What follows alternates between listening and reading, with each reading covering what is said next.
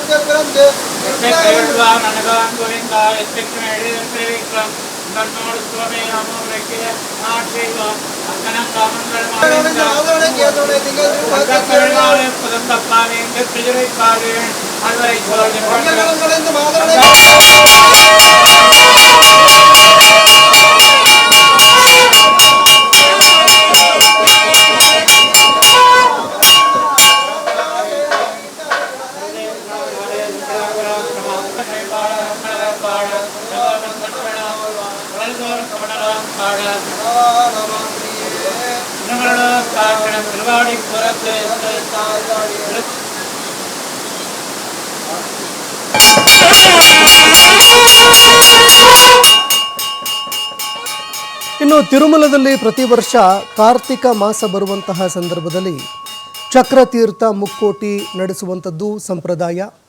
ಅದರಂತೆ ಇವತ್ತು ಚಕ್ರತೀರ್ಥ ಮುಕ್ಕೋಟಿ ಆಚರಣೆ ಮಾಡಲಾಯಿತು. ಇದೇ ವೇಳೆ ಶ್ರೀವಾರಿ ದೇವಾಲಯದ ಪುರೋಹಿತರು, ಪರಿಚಾರಕರು, ಭಕ್ತರು ಬೆಳಗ್ಗೆ ದೇವಾಲಯದಿಂದ ಶುಭ ವಾದ್ಯಗಳ ಸಮೇತವಾಗಿ ಮೆರವಣಿಗೆಯಲ್ಲಿ ಚಕ್ರತೀರ್ಥವನ್ನು ತಲುಪಿದರು. ಅಲ್ಲಿ ಶ್ರೀ ಚಕ್ರತಾಳ್ವಾರ್ ನರಸಿಂಹಸ್ವಾಮಿ ಮತ್ತು ಆಂಜನೇಯ ಸ್ವಾಮಿಗೆ ಅಭಿಷೇಕ, ಹೂವಿನ ಹಾರಗಳನ್ನು ಸಲ್ಲಿಕೆ ಮಾಡಿ ಆರತಿ ಮಾಡಿದ್ರು. ಆರತಿ ನಂತರ ಭಕ್ತರಿಗೆ ತೀರ್ಥ ಪ್ರಸಾದ ನೀಡಲಾಯಿತು.